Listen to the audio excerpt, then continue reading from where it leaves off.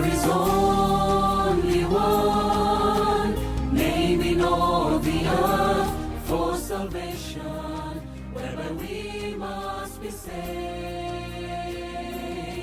I remember home, the fields on which you played, or the sunrise and the hymns that we sang.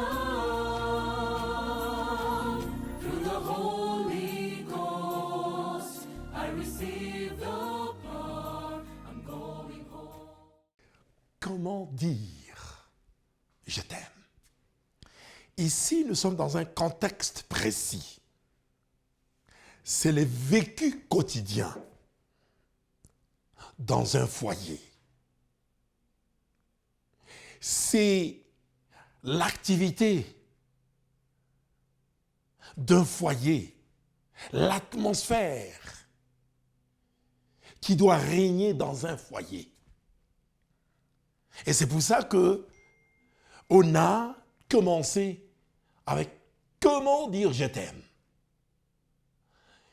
Et ces mots ne se disent pas n'importe comment. Il y a une certaine façon, il y a des préalables que nous allons essayer de voir ensemble.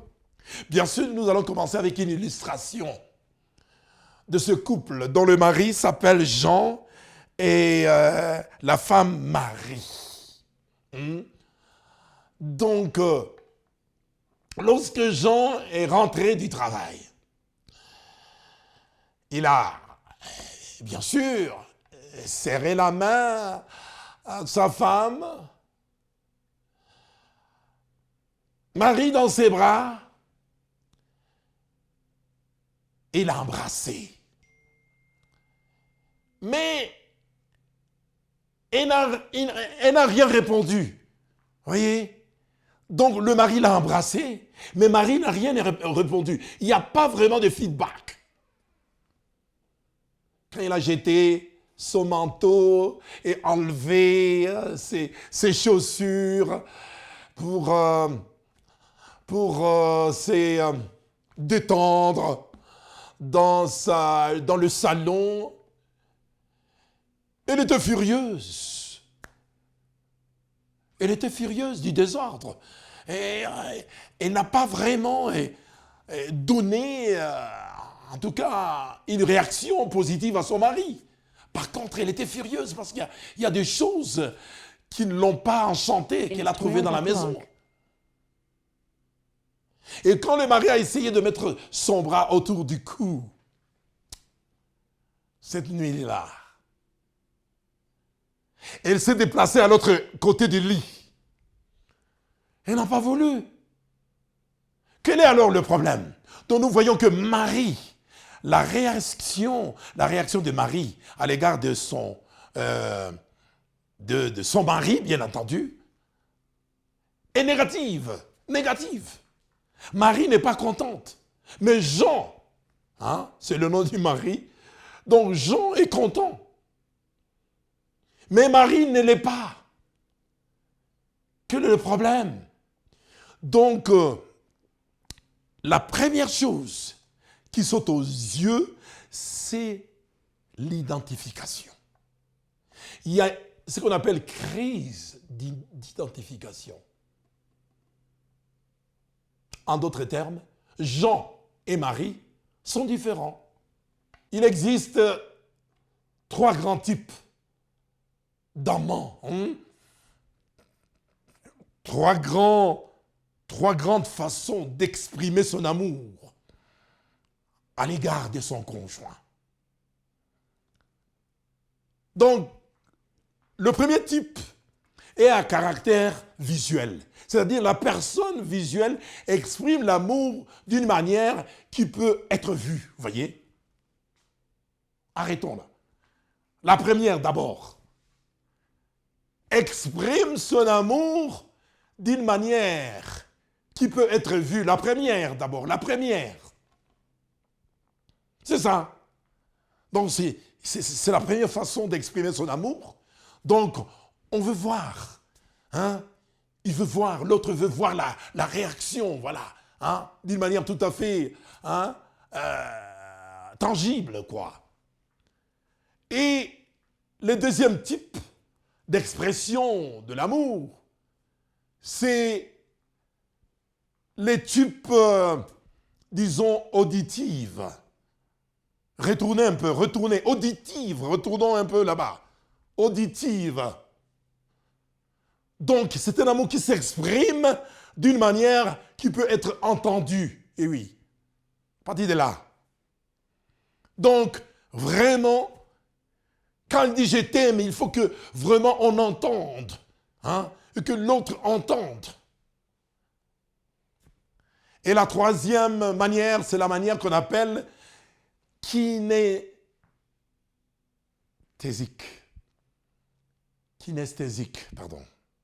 La manière kinesthésique. Qu'est-ce que ça veut dire? C'est lorsqu'on exprime l'amour d'une manière qui peut être ressentie. Par exemple, la femme visuelle montre son amour en gardant sa maison immaculée. Arrêtons par là. La femme visuelle. La femme visuelle exprime son amour en gardant sa maison propre. Pour que l'autre, quand il vient, qu'il soit vraiment content. Ça, c'est une manière que la femme peut exprimer son amour d'une manière visuelle. Ça, c'est un exemple.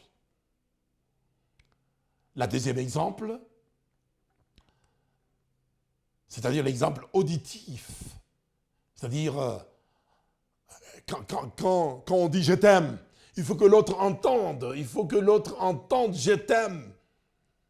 Ce n'est pas le parler sous cape. Non, il faut qu'on entende. Qu'elle entende ou qu'il entende que je t'aime. Et kinesthésique, justement, il faut que l'on ressent. Hein? Il faut vraiment qu'il y ait un certain, ce qu'on appelle attouchement. Hein? Qu'il y ait un certain attouchement. Ça, c'est très important. C'est de cette façon-là que nous pouvons identifier les différentes expressions qui sont relatives à l'amour. Ça, c'est très important.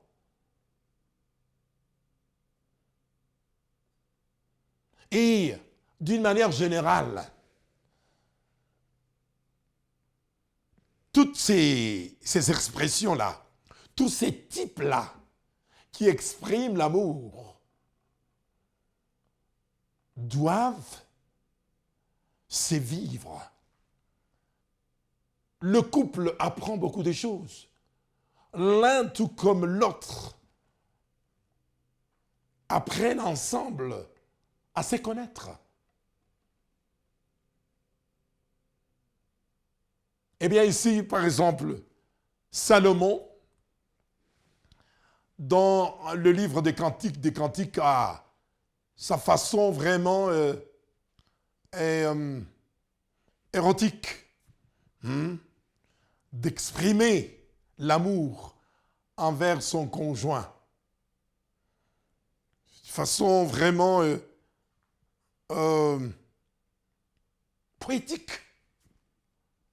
Hein? Cantique des Cantiques, chapitre 2, verset 14. Salomon dit à son conjoint, « Oh ma colombe, laisse-moi voir ton visage est beau. » Et le même verset ajoute, « Laisse-moi entendre ta voix, car ta voix est douce. » Et Cantique, chapitre 2, verset 6. Elle déclare, la Sunamite, « Sa main gauche est sous ma tête et sa main droite m'embrasse. » La première étape m'identifie ainsi que ma compagne. Et c'est pour ça qu'on doit toujours faire une étude approfondie de s'identifier. Vous voyez, ma femme veut que l'expression « je t'aime » soit entendue. Alors que mon mari veut que cet amour s'exprime par l'attouchement, qu'il ressente que vraiment c'est cela. Donc, on ne doit pas vraiment minimiser les différences. Ouais. On doit vraiment respecter les différences par rapport à certaines conceptions qui n'affectent pas la stabilité du foyer. Parce que ça, c'est une manière tout à fait et poétique que Salomon a exprimé en trois phases. Il exprime son amour envers sa conjointe et la réaction de la conjointe. Oui. Donc, dans un foyer, c'est extrêmement important de se connaître. De connaître le sentiment de l'un tout comme de l'autre. L'un veut le toucher, l'autre veut lui. L'un veut vraiment la parole, que ça sort de la bouche. Et on s'accepte. Si mon conjoint est différent de moi, que dois-je faire? Voilà. Si mon conjoint est différent de moi, je dois respecter son individualité. Aussi longtemps qu'elle n'affecte pas la marche normale de mon foyer, je dois respecter son individualité. Ce n'est pas à moi de le changer parce qu'il ou elle veut l'ouïe. Elle veut entendre. Alors que l'autre veut toucher. C'est tout à fait normal. Donc on ne peut pas changer tout de suite là les individualités. Non. Par contre, il va falloir respecter absolument les différences. Et tout en priant pour que ces différences d'individualité ne puissent pas porter entrave à la stabilité du foyer. C'est tout à fait normal. Nous devons accepter, nous devons nous accepter mutuellement, accepter les individualités. C'est absolument important.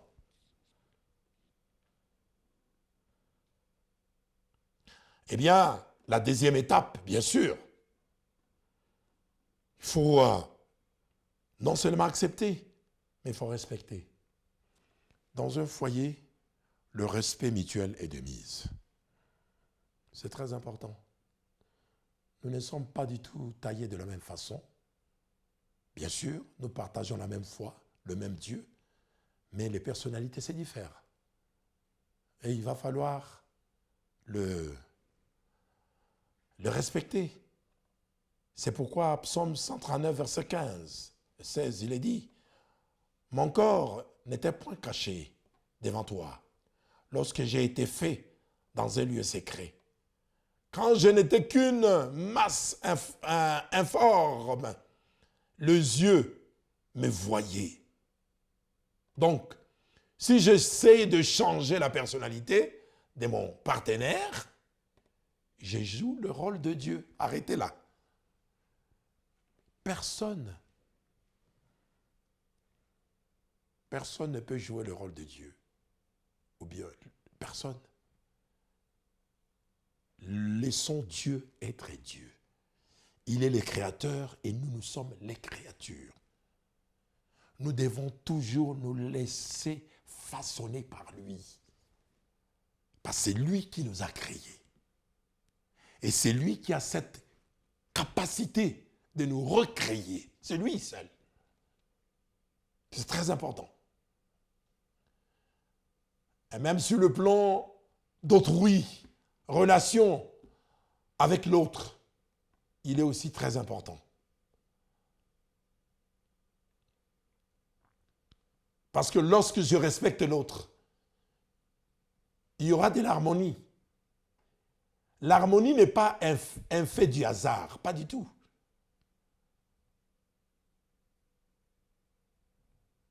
J'ai toujours besoin de mon conjoint. Je l'aide dans ses faiblesses. Il ne faut pas, dans le foyer, avoir des allures égocentriques. Par contre, il y a ces facteurs altruisme. Nous avons parlé de l'individualité. Il y a aussi les facteurs altruisme de l'autre. Et d'ailleurs, c'est ce qui justifie, c'est ce qui corrobore davantage le sens de l'amour. C'est d'abord être à la recherche de l'intérêt de l'autre, pas mon intérêt. C'est très important. Et la troisième chose est très importante. Il faut rechercher, autant que possible, rechercher de l'harmonie dans un foyer. Il ne faut pas que, comme l'apôtre Paul l'a dit, que le soleil se couche sur la colère, sur la tension. Non. Il faut toujours chercher des voies et moyens pour justement juguler tout ce qui est comme tension ou colère et que la vie continue son cours normal. Donc, l'un tout comme l'autre devrait travailler dur pour maintenir, gérer l'affection dans le foyer. Bien sûr, sous l'obédience, sous la direction divine. Recherchons toujours de l'harmonie. Recherchons toujours de l'affection. Travaillons pour l'affection. Parce qu'il y a un auteur inspiré qui a dit « L'amour, c'est un don, c'est une affection qui émane de Dieu et qui cherche d'abord l'intérêt de l'autre, pas mon intérêt, très important. » Oui.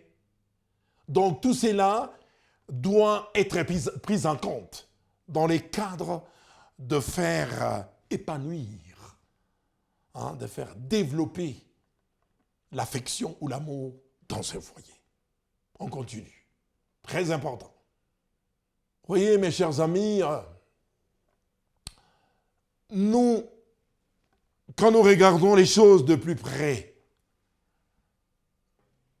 en Romains chapitre 12, verset 10, l'apôtre Paul dit ceci, « Par amour fraternel, soyez pleins d'affection les uns pour les autres.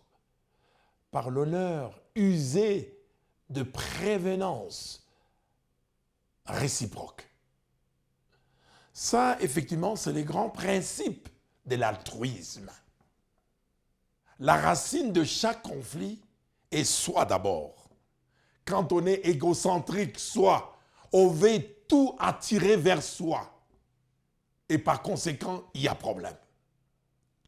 La solution aux conflits conjugaux est le conjoint d'abord, tel que Romains 12, 10 vient de nous le dire.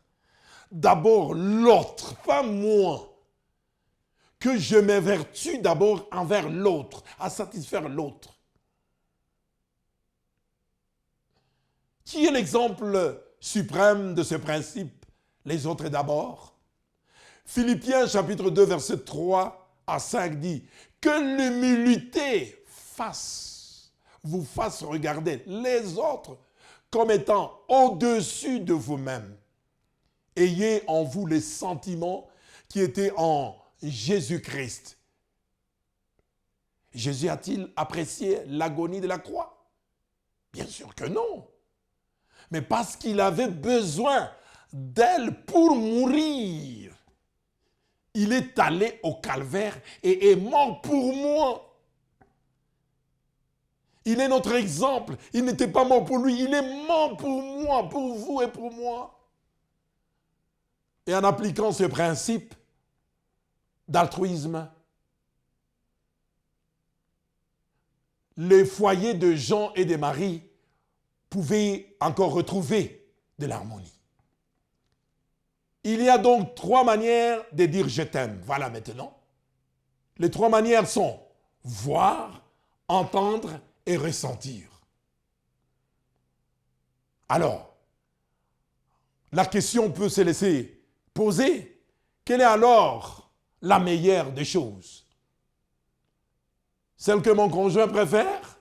Est-ce celle que mon conjoint préfère?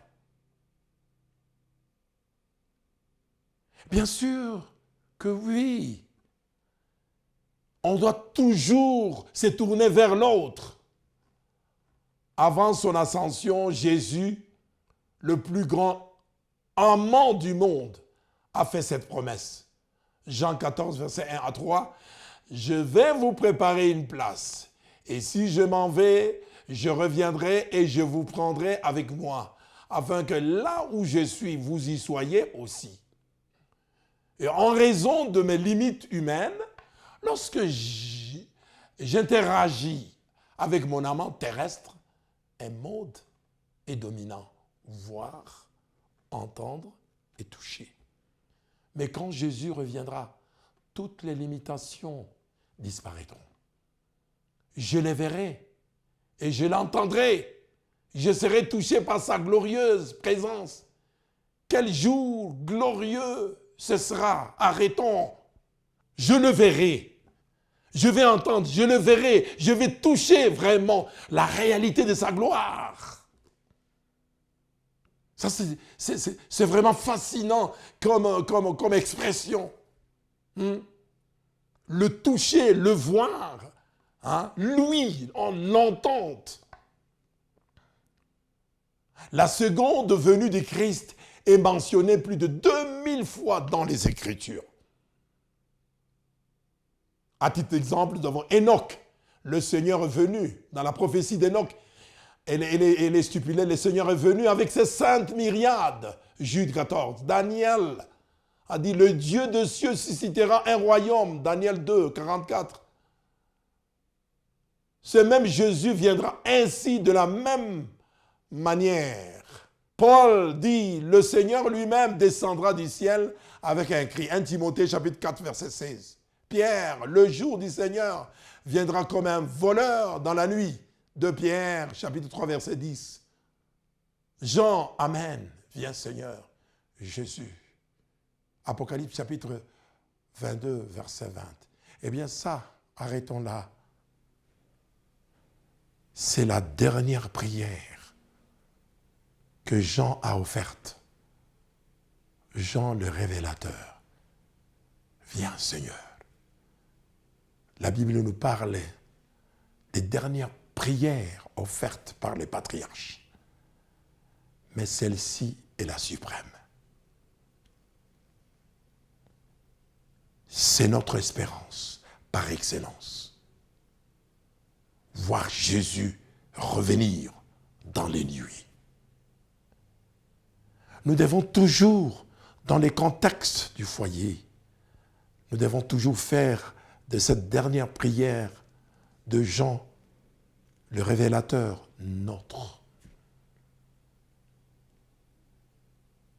Nous devons toujours articuler, réitérer cette prière. Seigneur, viens. Viens, Seigneur. Elle est belle. Elle est pleine d'espérance, la prière. Eh bien, c'est vrai. Nous avons besoin de voir, nous avons besoin d'écouter, nous avons besoin de ressentir. C'est vrai. Le Sauveur aimant reviendra. Combien le verront? Ici, il est dit, s'il vous plaît, Comme l'éclair part de l'Orient et se couche à l'Occident, ainsi sera l'avènement du Fils de l'homme. Matthieu 24, verset 27. Apocalypse, chapitre 1, verset 7. Et tout œil le verra. Tout le monde, même ceux qui l'ont persécuté, le verront. Il n'y a pas question d'enlèvement secret. Il n'y aura pas vraiment de secret. Tout le monde le verra. Même ceux qui l'ont persécuté. Chaque personne sur cette planète le verra. La venue du Christ n'est pas une expérience secrète. Ce n'est pas non plus une apparition spirituelle à la mort. Le second avènement est une parousie littérale et visible dont chaque être humain doit être témoin. Oh, chers frères et sœurs, dévisageons ensemble ce jour-là, où vous et moi, lorsque nous persévérons dans notre foi, nous le verrons. Et cette foi doit toujours être vécue dans nos foyers. Il faut la vivre au jour le jour, pour que bientôt, nous puissions le voir apparaître dans les nuées pour vous et pour moi. Parce que, tel que la Bible vient de nous le dire, nous l'avons entendu et nous les verrons. Et nous allons palper, vivre sa gloire. Et ici, la Bible dit, à l'apparition de Christ, qui entendra sa voix? Paul le dit bien dans sa première épître aux Thessaloniciens, chapitre 4, verset 16, il dit « Le Seigneur lui-même descendra du ciel en un signal donné à la voix d'un archange et au son de la trompette de Dieu, et les morts en Christ ressusciteront premièrement. Tous, même les morts, entendront sa voix. Tous, même les morts, entendront sa voix. » Ça, c'est la Bible qui les stipule. Combien seront touchés par sa gloire, de sa présence? Matthieu chapitre 24, verset 30, il est dit, il viendra sur les nuées du ciel avec puissance et une grande gloire. Arrêtons là. Certains auteurs inspirés disent que tous les anges, toutes les armées célestes vont escorter les seigneurs, alors qu'ils seront en train de venir à la rencontre de ces élus dans les nuées. Oh, quel jour si glorieux! Quel jour si magnifique! Quel jour si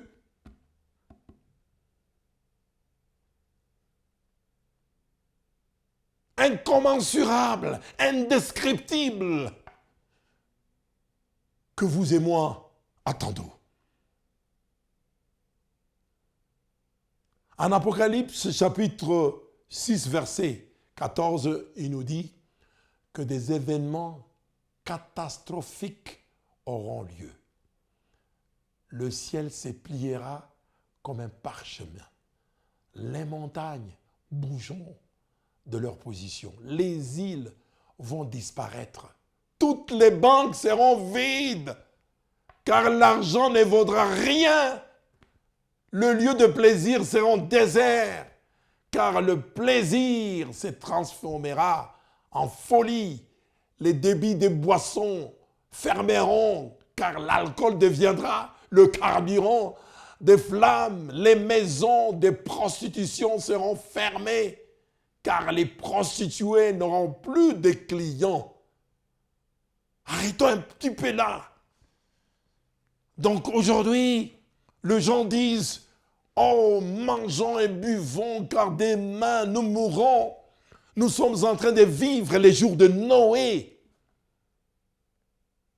Mais ici, la Bible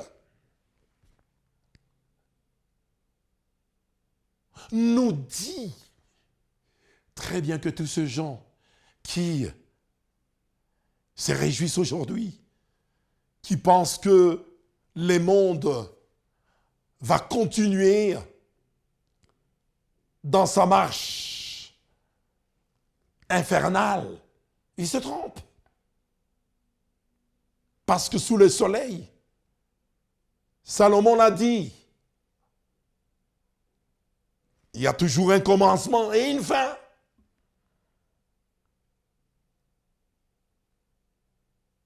Les déclarations eschatologiques de la Bible nous le démontrent bien. Que ce gens, tous ces gens, le fumeur, le buveur, le prostitué, et j'en passe, n'auront à quel sens se vouer. Ils seront dépassés. Ils seront dépassés. Parce que vraiment, leur rêve, leur débauche, ambiance, et que ces gens encore vont sonner leur glas. Et ces jours-là, il n'y aura que deux familles. On dit il n'y aura que deux familles. La famille de Satan et la famille de Dieu. Arrêtons-nous par là. Ces jours-là, il n'y aura combien? Que deux familles. La famille de Dieu et la famille de Satan. En Apocalypse chapitre 6, versets 15 à 17, explique que la famille de Satan courra vers les rochers et les montagnes en criant « Tombez sur nous et cachez-nous de la face de celui qui est assis sur le trône. » Voyez combien ce sera un moment de grincement des dents pour la famille de Satan. La famille de Satan sera complètement aux abois. Ce sera fini pour elle. Parce que elle va tourner de gauche à droite. Elle n'aura personne pour venir à son secours. Ésaïe, par contre, à contrario, Ésaïe chapitre 25, verset 9 dit, la famille de Dieu maintenant, par contre, levant les yeux, criera, voici celui-ci est notre Dieu. Nous l'avons attendu et il nous sauvera. Amen. La grande question est, arrêtons-nous. La grande question. Posons un moment.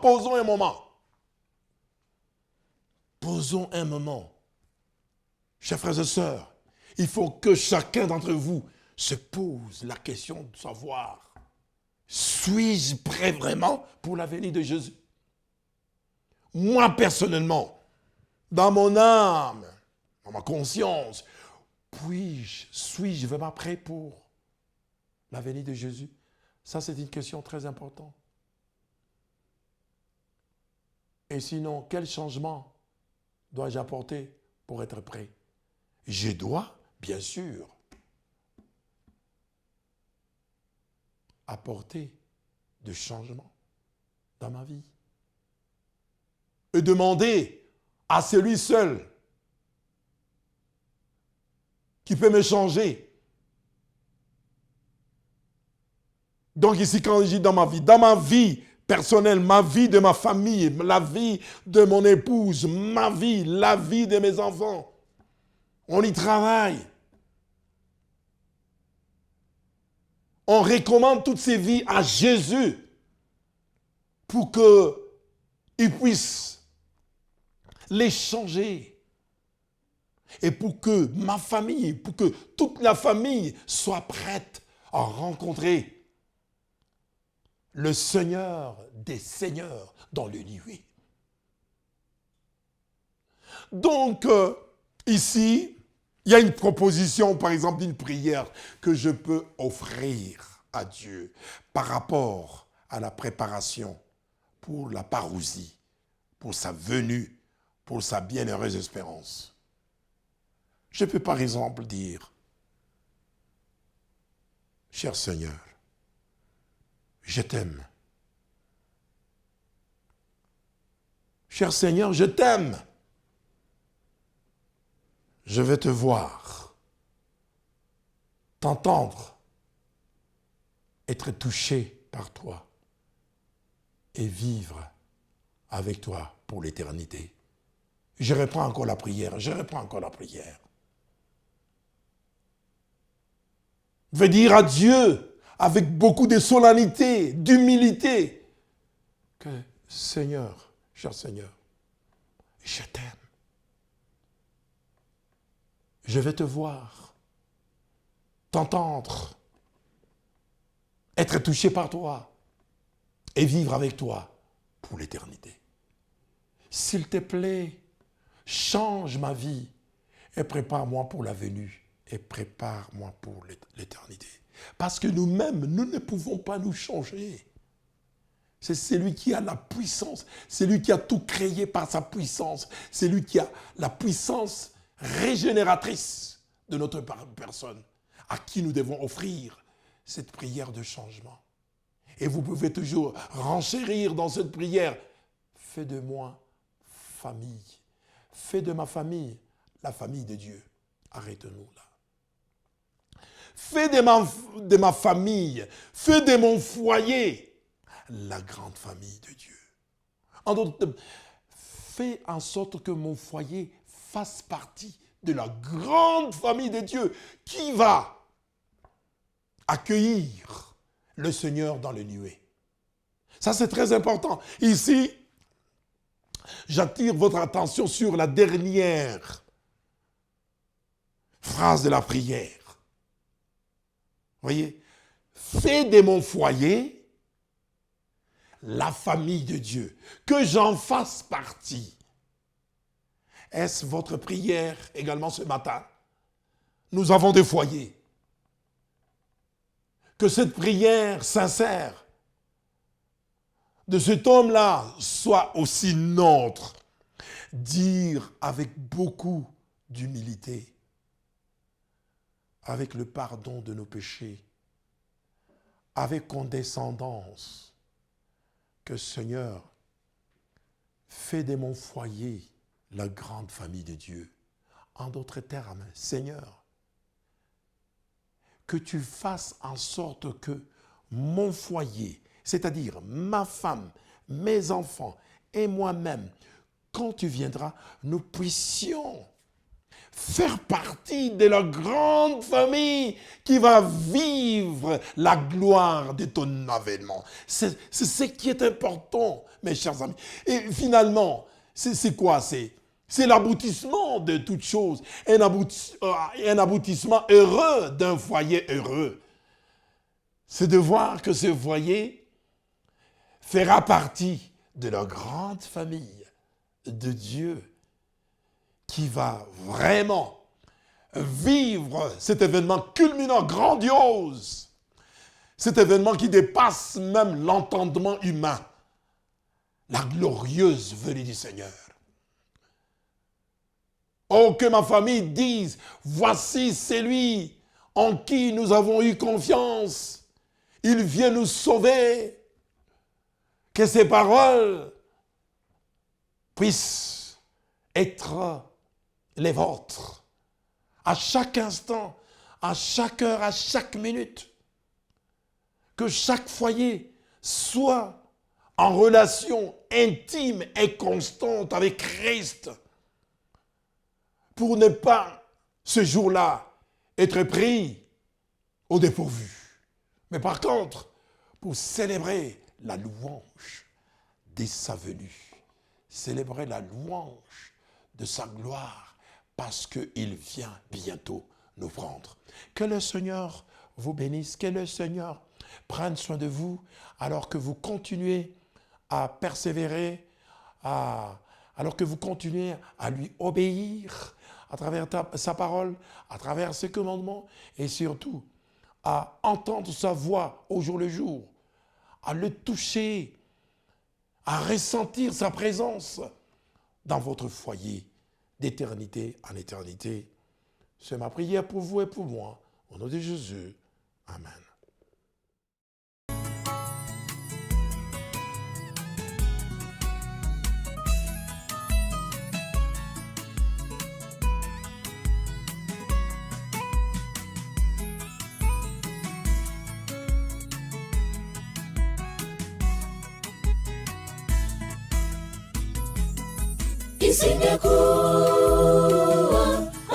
Isingekuwa ni wewe Mungu, uga uchungu vingetumaliza, tungefedheheshwa na sononeko, huzuni majonzi vingetuangamiza, hatima yetu ingekuwa ipi? Isingekuwa ni Mungu.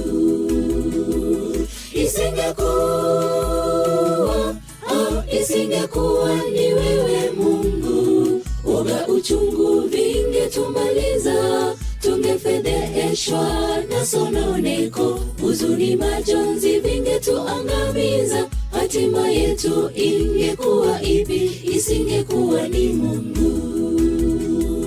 Nimetazama chini ya jua, yatendekayo chini ya jua, vile wenye nguvu wanapishwa, vile waovu wafanikiwa. Najiuliza mimi mnyonge, ningeishije hii dunia bila Mungu? Nimetazama chini ya jua, yatendekayo chini ya jua, vile wenye nguvu wanapishwa, vile waovu wafanikiwa. Najiuliza mimi mnyonge, ningeishije hii dunia bila Mungu?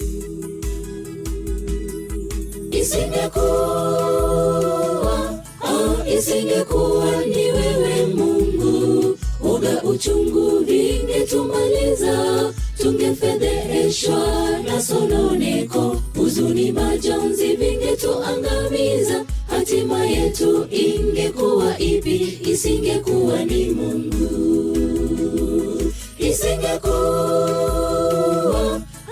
Isingekuwa ni wewe Mungu, uga uchungu vingetumaliza, tungefedheheshwa na sononeko, huzuni majonzi vingetuangamiza, hatima yetu ingekuwa ipi? Isingekuwa ni Mungu.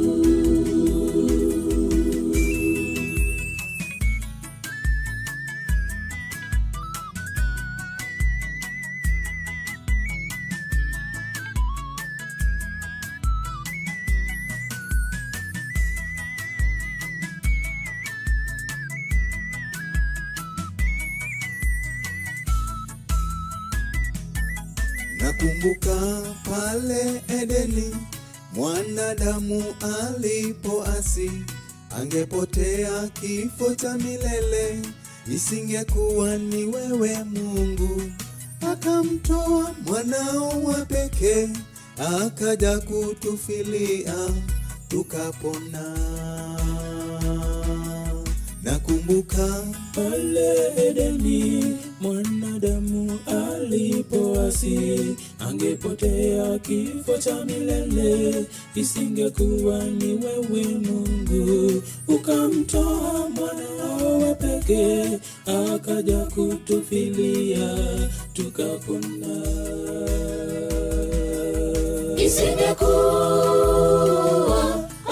Isingekuwa ni wewe Mungu, uga uchungu vingetumaliza, tungefedheheshwa na sononeko, huzuni majonzi vingetuangamiza, hatima yetu ingekuwa ipi? Isingekuwa ni Mungu.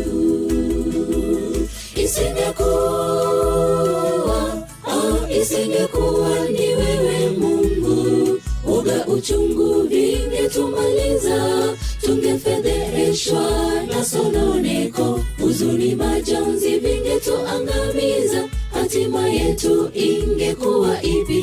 Isingekuwa ni Mungu.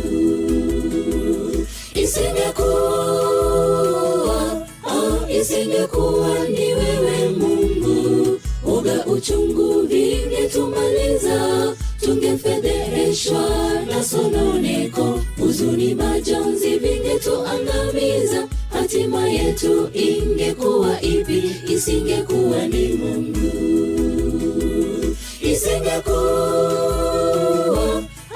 Isingekuwa ni wewe Mungu. Uga, uchungu vingetumaliza, tungefedheheshwa na sononeko, huzuni, majonzi vingetuangamiza. Hatima yetu ingekuwa ipi? Isingekuwa ni Mungu.